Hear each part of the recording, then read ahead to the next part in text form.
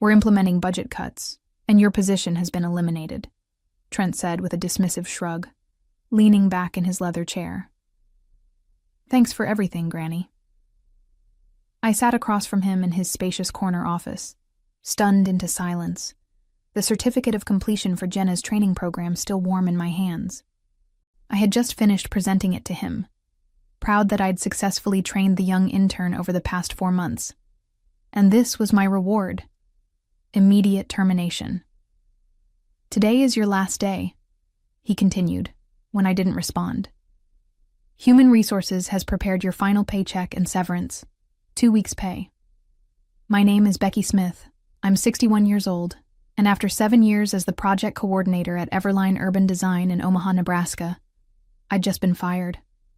7 years of ensuring every permit was filed correctly, every deadline was met, and every regulatory hurdle was cleared.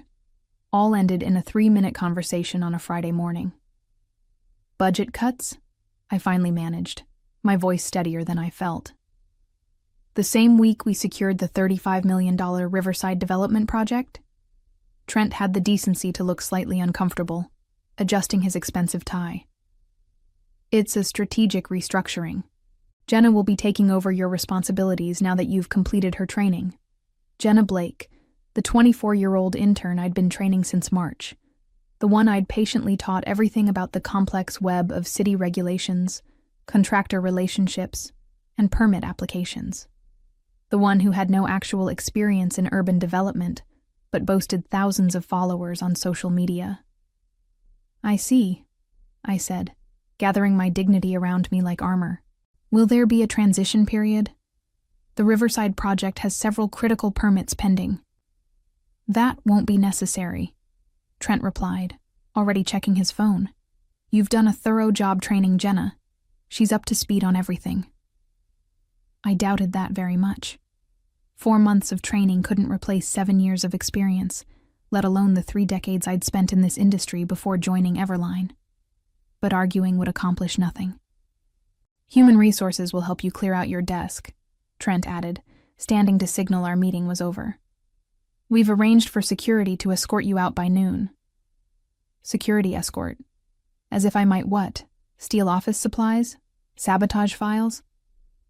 After 7 years of loyal service, this final indignity burned worse than the firing itself.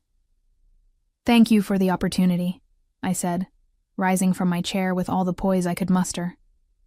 It took every ounce of self-control not to tell him exactly what I thought of him and his strategic restructuring. As I walked out of his office, I saw Jenna waiting by the reception desk, excitement poorly concealed behind a mask of professional concern. She'd known this was coming. Perhaps she'd even orchestrated it. And in that moment, as the reality of my situation sank in, I made a decision. I wouldn't fight. I wouldn't scream. I would simply leave. What they didn't know was how ugly this would get for them. 2 hours later, I placed the small box containing my personal belongings in the trunk of my car and sat in the driver's seat, finally allowing myself a moment to process what had happened. 7 years of dedication ended with budget cuts, Granny, and a security escort. I hadn't always worked at Everline. For most of my career, I'd been at larger firms in Omaha's development sector. But 7 years ago, when the housing market crashed and layoffs swept through the industry, Trent had recruited me specifically for my regulatory expertise. We need someone who knows how to navigate the system, he'd said then. Someone with established relationships at the city planning office. Those relationships had been crucial to Everline's growth from a struggling 5-person studio to one of Omaha's most promising architecture firms. The Riverside development was their biggest project yet, a $35 million mixed-use complex that would transform the downtown riverfront. I'd spent months securing the preliminary approvals, calling in favors from contacts I'd cultivated over decades. I hadn't minded when Trent asked me to train Jenna. New blood was important in any company, and I enjoyed mentoring younger staff. For 4 months, I'd patiently explained every form, every deadline, every unwritten rule that made the difference between a stalled project and a successful one. The trick with the zoning office is to submit on Tuesdays, I told her.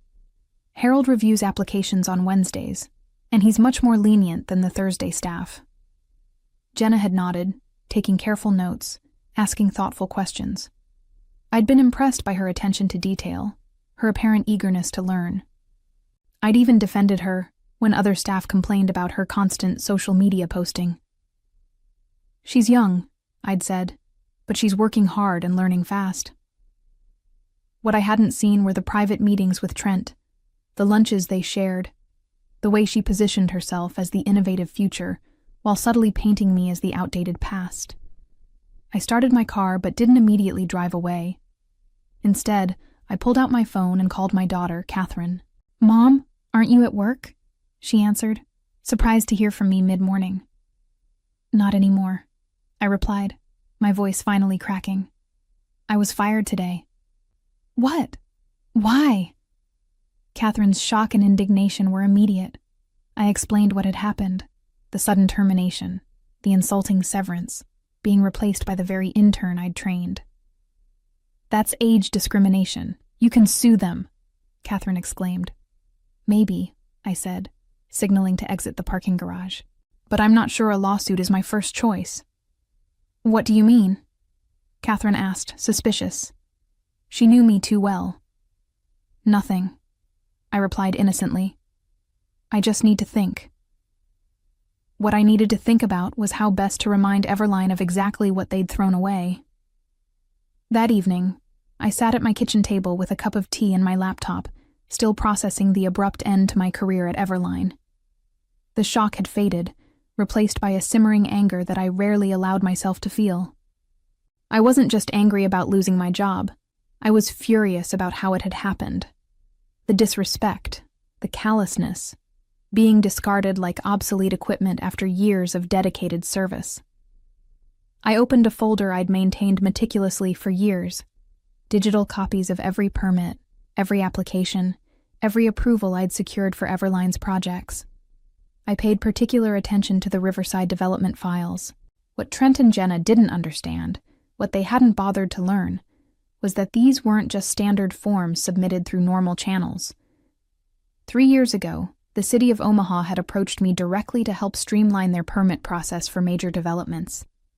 The city planning office was perpetually understaffed and overwhelmed by complex projects. Harold, the senior planning officer, had known me for decades and trusted my thoroughness and integrity. Together, we developed a solution. I established Smith Regulatory Consulting, LLC, which would serve as an official liaison between developers and the city. The arrangement benefited everyone. The city got a reliable point person who understood both sides of the process, developers got their permits processed more efficiently, and I got additional income plus the security of having my own business on the side. Everline knew about this arrangement. In fact, it was one of the reasons they'd hired me. What they'd failed to grasp, or perhaps simply forgotten in their rush to replace me with a younger model, was that my company wasn't just a pass-through entity. It had real authority in the permitting process. For the Riverside development, all the critical permits had been filed under my LLC's oversight, with my digital signature required for final approval. Without me, those permits were in limbo. I closed my laptop and sipped my tea, considering my options. I could sign off on the permits as a professional courtesy, allowing Everline to proceed without interruption. That would be the nice thing to do. Or I could remind them of exactly what they'd lost when they fired me. My phone buzzed with a text from Catherine. "Don't do anything rash, Mom. Talk to a lawyer first." I smiled. My daughter really did know me too well. The next morning, Saturday, I contacted my friend Victoria, who happened to be an employment attorney. We met for coffee at a quiet cafe downtown. "They can't just fire you because of your age," Victoria said after hearing my story. "But proving age discrimination can be tricky." "I'm not interested in a discrimination lawsuit right now," I replied. "I want to know about my obligations regarding the permits filed through my consulting company." Victoria raised an eyebrow. I see where this is going. Let me be clear. If those permits were filed through your LLC and your signature is required for finalization, You are under no obligation to provide that signature without proper compensation for your services. And if Everline assumed those services were covered under my employment with them, that would be their mistake, Victoria said with a small smile. Especially if your consulting work was established as a separate business entity. Do you have documentation of the arrangement? I nodded, thinking of the folder on my laptop. Perfect, Victoria said. Let me draft a letter outlining your position. As I drove home from our meeting, I felt a strange sense of calm. For the first time since hearing Trent's dismissive budget cuts granny, I felt in control again. Monday would be interesting. Monday morning arrived with a flurry of missed calls and increasingly frantic text messages from Everline. I ignored them all as I calmly went about my morning routine. Breakfast, crossword puzzle, a bit of gardening in the early spring sunshine. It was the first Monday in years I hadn't spent in a fluorescent-lit office, and I was determined to enjoy it. At 10:15 a.m., my phone rang again. This time it wasn't Trent or anyone else from Everline. It was Harold from the city planning office. I decided to answer. "Becky?" "Thank goodness," Harold said when I picked up. "We've got a situation with the Riverside permits. Everline submitted a request for final approval, but everything's filed under your LLC. I told them I can't proceed without your digital signature." "Yes, that's correct," I replied calmly. "My company is the official liaison for that project." "They're saying you're no longer involved with the project? Something about restructuring?" "My employment with Everline ended Friday," I explained. "But my consulting company's involvement with the permits is a separate matter entirely." Harold paused before speaking again. "I see. Well, this puts us in an awkward position. The city can't proceed without your sign-off, but Everline is insisting we bypass you." "That's not possible under our agreement with the city, is it?"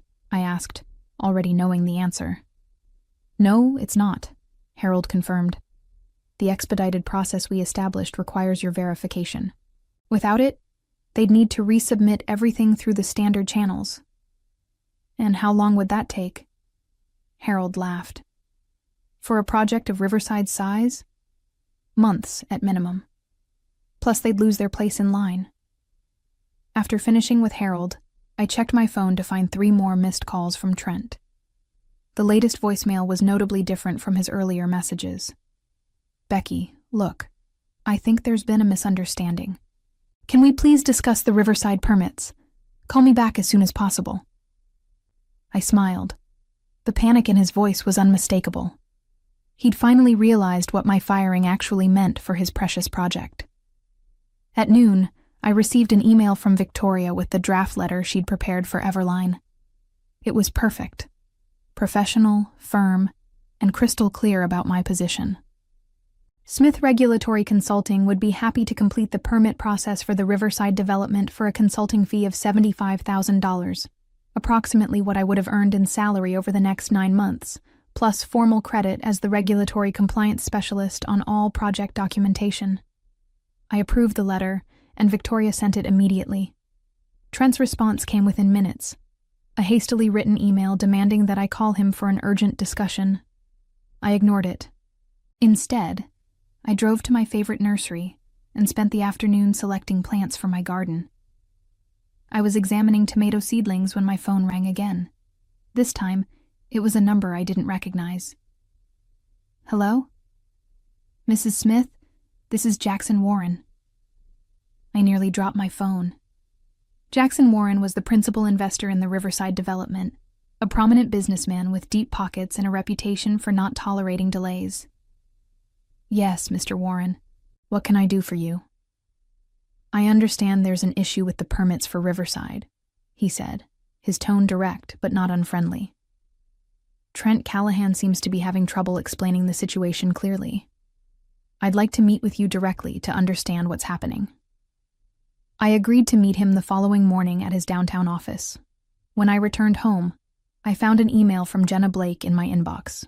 The subject line read, "Please help." The message itself was both pleading and condescending. "Becky, I know you must be upset about the restructuring, but holding up the Riverside project is only hurting your professional reputation. Please be reasonable and sign off on the permits. I'd be happy to include your name in the acknowledgments. Acknowledgments. After being fired and replaced, she thought I'd settle for a mention in the acknowledgments. I deleted the email without responding and went back to planning my garden. Tomorrow's meeting with Jackson Warren would be interesting indeed. Tuesday morning, I dressed carefully for my meeting with Jackson Warren, choosing an elegant navy suit I'd rarely worn to the casual Everline office. I arrived at Warren Development's sleek downtown headquarters 15 minutes early and was immediately escorted to a spacious conference room with floor-to-ceiling windows overlooking the very riverfront the Riverside project was meant to transform. Jackson Warren entered precisely on time, a tall man in his late 50s with silver hair and a reputation for blunt speaking. He shook my hand firmly. "Mrs. Smith, thank you for coming. Coffee?"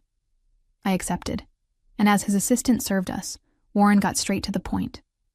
"I've invested $12 million in the Riverside development so far," he said. "Now I learn that the entire project is stalled because Everline fired the one person who could navigate the permit process. I'm not pleased. I understand your frustration, Mr. Warren." "Call me Jackson," he said, leaning forward. "I've been looking into this situation. It seems your firing wasn't just unexpected. It was exceptionally poorly timed and possibly illegal." I raised an eyebrow, but said nothing. "Tell me about these permits," Jackson continued. "Trent claims it's a simple paperwork issue that you're dragging out because you're bitter about being let go." I opened my laptop and showed Jackson the digital trail of the Riverside permits. The initial applications, the preliminary approvals, the pending final clearances, all filed through Smith Regulatory Consulting. 3 years ago, the city of Omaha asked me to establish this arrangement to streamline the approval process for major developments, I explained. Everline knew this. It's why they hired me. But apparently they forgot that my consulting company is legally separate from my employment. Jackson studied the documents carefully. "And without your signature on these final approvals, the project can't move forward. Everline would need to resubmit everything through standard channels, which would take months at minimum." "I see." Jackson sat back, his expression thoughtful. "And you sent them terms for completing the process?" "My attorney did, yes. A consulting fee plus professional credit for my work." "Reasonable terms?" $75,000, about 9 months of the salary they were no longer willing to pay me, plus recognition as the regulatory compliance specialist on project documentation. Jackson nodded slowly. "And their response?" "Demands that I call Trent for an urgent discussion. Nothing addressing the actual terms." "Typical," Jackson muttered. He tapped his fingers on the table for a moment, then made a decision. "Mrs.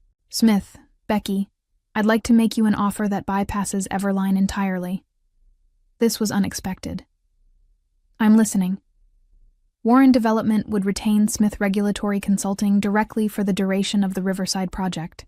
Same fee you proposed to Everline, plus a bonus structure tied to meeting key regulatory milestones. You'd work directly with my team, not through Everline." I tried to keep my expression neutral despite my surprise. "And Everline's role?" "That's between me and them," Jackson said with a cold smile. "But I'm reconsidering our entire relationship given how they've mismanaged this situation." I left the meeting with a handshake agreement and instructions to have Victoria review the formal contract that would arrive that afternoon. As I walked to my car, my phone buzzed with a text from Trent. "Emergency meeting about Riverside today at 3 p.m. Your presence requested. Will pay consultation fee." Too late, I thought. Much too late. When I arrived home, I found an elaborate flower arrangement on my porch with a card from Jenna. "So sorry about the misunderstanding. Please call Trent ASAP. We need you." I placed the flowers on my elderly neighbor's porch instead, knowing she would enjoy them more than I would. Then I called Victoria to brief her on the Warren Development offer.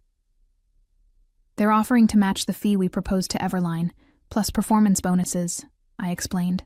And I'd be working directly with Warren's team, not through Everline. Cutting Everline out entirely, Victoria said with an appreciative whistle. That's quite a development. Did Warren indicate what this means for his relationship with Everline? He said he's reconsidering it. I got the impression that Trent has some explaining to do. I imagine he does, Victoria replied. Send me the contract when it arrives. In the meantime, I suggest you continue ignoring Everline's increasingly desperate attempts to contact you. I spent the afternoon in my garden, planting the seedlings I'd purchased the day before. It was therapeutic, digging in the soil, setting young plants into place, imagining the harvest to come. A perfect metaphor for this unexpected new chapter in my professional life, planting seeds for future growth after being uprooted. By Wednesday morning, news of my arrangement with Warren Development had spread through Omaha's tight-knit development community.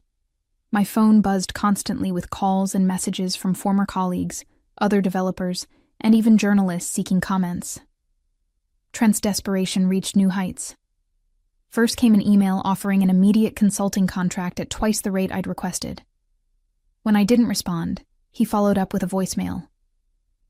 Becky, please, we need to talk. Warren's threatening to pull Everline from the Riverside project entirely. This could ruin us. Whatever you want, name your price. You can have your old job back with a raise. Just call me. The panic in his voice was almost satisfying enough to make up for budget cuts, Granny. Almost, but not quite. At noon, Victoria called with an update.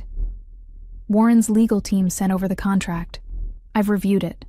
It's very favorable. Significantly better terms than anything Everline might offer you now. How so? I asked. For starters, it's not just for Riverside. Warren wants Smith Regulatory Consulting retained for all of his development projects in Omaha for the next 2 years, with an option to renew. The fee structure would give you a comfortable 6-figure income, plus those performance bonuses we discussed. And Everline's role?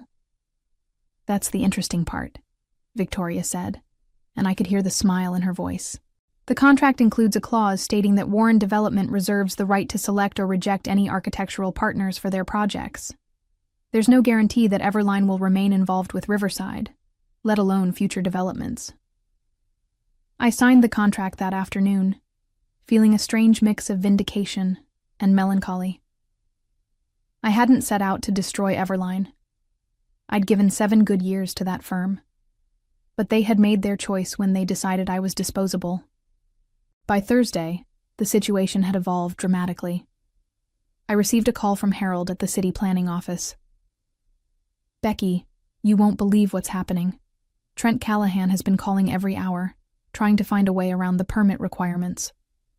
When I explained it wasn't possible, he actually suggested that the dinosaur procedures needed to be updated for the modern era. I laughed. I assume that went over well? About as well as you'd expect, Harold chuckled. The planning director reminded him that those dinosaur procedures ensure public safety and regulatory compliance. Then he asked if Everline was officially rejecting the expedited process we established with your consultancy. Trent backpedaled pretty quickly after that. Later that day, I met with Jackson Warren and his project team to begin the transition. As we sat in Warren Development's sleek conference room, Jackson made a surprising announcement. I've decided to terminate Everline's contract for the Riverside development, he stated matter-of-factly. Their mishandling of the permit process demonstrates a fundamental lack of professional judgment that I'm not willing to risk on a $35 million project. What about the architectural plans they've already completed? I asked, stunned by the decisiveness of his move. We've retained ownership of all plans and specifications per our contract, Jackson explained. I've already reached out to Hartman and Associates to take over. They've agreed to honor the existing designs with some minor modifications. Hartman and Associates was Everline's biggest competitor in Omaha. The irony wasn't lost on me. Now, Jackson continued, turning to me with a smile, let's discuss how we get this project back on track. With your expertise leading our regulatory compliance efforts, I'm confident we can make up for lost time. As the meeting progressed, I found myself energized by the challenge ahead. At 61, I had been dismissed as irrelevant, a granny whose experience no longer had value. Now, I was a key consultant on the biggest development project in Omaha, working directly with one of the city's most influential investors. Sometimes being fired is the best thing that can happen to you, especially when they have no idea what they're losing. The headline in Monday's Omaha World-Herald business section said it all. Warren Development drops Everline from Riverside project, cites permit mismanagement. The article detailed how the $35 million project would now proceed under new architectural leadership, with Smith Regulatory Consulting handling all regulatory compliance. There was even a quote from Jackson Warren. "In development, experience and relationships matter. We've brought in the best regulatory compliance specialist in Omaha to ensure this project proceeds smoothly for the benefit of the community." The best part? A small photo of me standing with the Warren development team at the permit office, my digital signature finalizing the very approvals that had been in limbo the week before. I saved a copy of the newspaper alongside the termination notice Trent had handed me just 10 days earlier. The contrast couldn't have been more stark, from fired with a paltry 2-week severance to featured in the business section as a key consultant on Omaha's most significant development project. Catherine called shortly after the article was published. "Mom, you're famous," she exclaimed, "and I just heard through the grapevine that Everline is in complete disarray." "Oh?" I tried to sound merely curious rather than satisfied. "Apparently, they've lost 2 other clients who are concerned about their ability to navigate the permit process without you. And Jenna? She's been reassigned to social media strategy after she couldn't figure out how to submit a basic variance application." I couldn't help but smile at that. Social media strategy. Exactly what Jenna was qualified for, not the complex regulatory work Trent had tried to foist upon her after firing me. "It's not just Riverside they've lost," Catherine continued. "Jackson Warren has 5 other projects in development across the city, and word is he's taken all of them away from Everline. That's millions in contracts." "That's business," I replied simply. "No, Mom," Catherine laughed. "That's karma." "It's not karma," I corrected her gently. "It's just the natural consequence of undervaluing expertise." 3 months later, I stood at the Riverside groundbreaking ceremony, watching as Jackson Warren and city officials ceremonially turned the first shovels of dirt on the project. My role had expanded beyond regulatory compliance. I was now effectively Warren Development's liaison with the city for all their projects, a position created specifically for my unique combination of expertise and relationships. As photographers captured the moment for local news outlets, I spotted a familiar face on the periphery of the crowd, Trent Callahan, looking decidedly less confident than when he'd fired me with a dismissive, "Budget cuts, Granny." Our eyes met briefly before he looked away, his discomfort evident. After the ceremony, a reporter from the Omaha World-Herald approached me for an interview. The resulting article, "The Permit Whisperer: How Becky Smith Became Omaha's Most Sought-After Development Consultant," ran on the front page of the business section. It detailed my decades of experience, the respect I commanded from city officials, and the critical role regulatory compliance played in successful urban development. There was even a quote from Harold at the city planning office. "Becky knows more about Omaha's zoning and permit requirements than anyone else in the industry. Developers who work with her get their projects approved in half the time." My consulting business expanded rapidly after that. I hired 2 assistants, experienced women in their 50s who'd been similarly pushed aside at other firms, and established an internship program specifically for people changing careers midlife. I never actively sought to damage Everline, but I watched with detached interest as their fortunes declined. Without access to my expedited permit channel, their projects faced delays. Several clients followed Warren Development's lead and took their business elsewhere. Trent's youthful approach wasn't delivering the results he'd promised. Jenna lasted 6 more months before leaving for a marketing position at another firm. I wished her well when I heard the news. She was young. She had time to learn that flash without substance rarely succeeds in the long run.